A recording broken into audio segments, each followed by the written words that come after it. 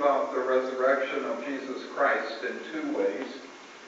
The first is the resurrection appearances, when the risen Christ appears to followers.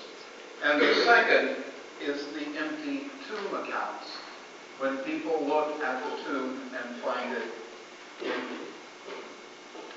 The gospel read today from Luke is an empty tomb narrative, but it ends with the story hanging. Although the women have seen the empty tomb and have told the men have not believed the women. The male disciples take this all as idle women's chatter. Oh, there's another sermon there.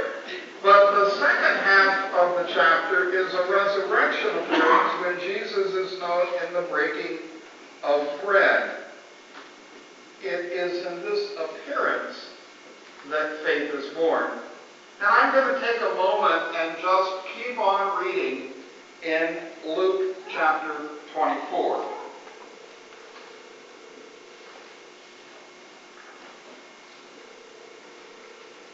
Now on that same day, two of them were going to a village called Emmaus, about 7 miles from Jerusalem, and talking with each other about all the things that had happened.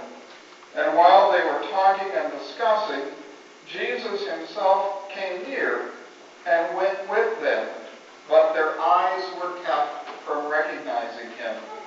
And he said to them, "What were you discussing with each other while you walked along?"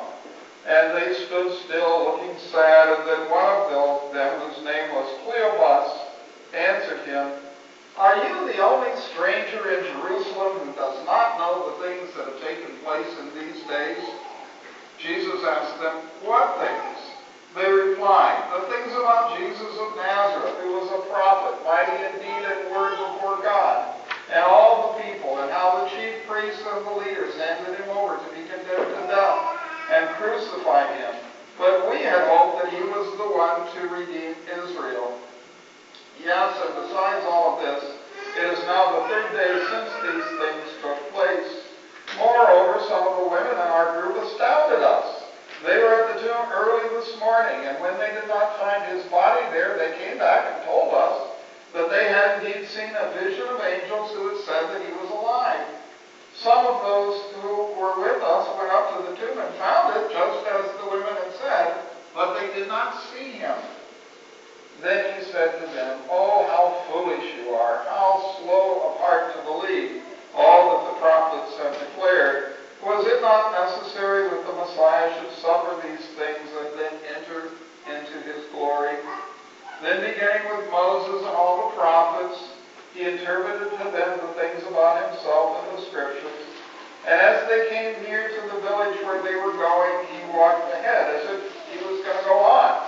But they urged him strongly, saying, "Stay with us, because it is almost the evening of the day, and the day is nearly over." So he went in to stay with them. And when he was at table, he took bread, blessed and broke it, and gave it to them. Then their eyes were opened, and they recognized him, and he vanished from their sight. Then they said to each other, "Were not our hearts burning within us while he was walking with us and talking with us on the road, and while he was opening the scripture to us?" That same hour they got up and returned to Jerusalem and found the 11 and their companions all together. They were saying, "The Lord has risen indeed and has appeared to Simon." Then they told what had happened on the road and how he had been made known to them in the breaking of the bread. The road to Emmaus account is of the very day Christ was raised. The two disciples are walking on the road and they're joined by a fellow traveler, and the disciples don't know who it is. There is dramatic tension here, and Jesus asks them, "Well, what were you talking about as you were there on the road?" The tension heightens when one of the two replies, "Are you the only stranger in Jerusalem who doesn't know what was going on this week?" You can almost hear the irritation in his voice. And the disciples on the road go on to give Christ a blow-by-blow account of everything that has happened. He even ends with the witness of the women who've been at the tomb and saying that it is empty. Jesus explains all the scriptures to the disciples. Finally, when they get to their destination and because it is late, they offer hospitality to this stranger whom they have met on the road. They say, "It's late, stay with us, have supper." And Jesus takes them up on it. But the story gets even more peculiar here because this stranger, Jesus, all of a sudden takes the role of the host at the dinner table. And he takes the bread and he breaks the bread. And all of a sudden their eyes are opened and they recognize the risen Christ in the breaking of the bread. And they get excited. They get, in fact, so excited that they now run all the way back to Jerusalem where they've been walking, and now they go and tell the other disciples. What has the church done with this passage? Well, first off, the church has taken this to tell us something about what happens in communion, about how we can meet the risen Lord in the breaking of bread. It also models the kind of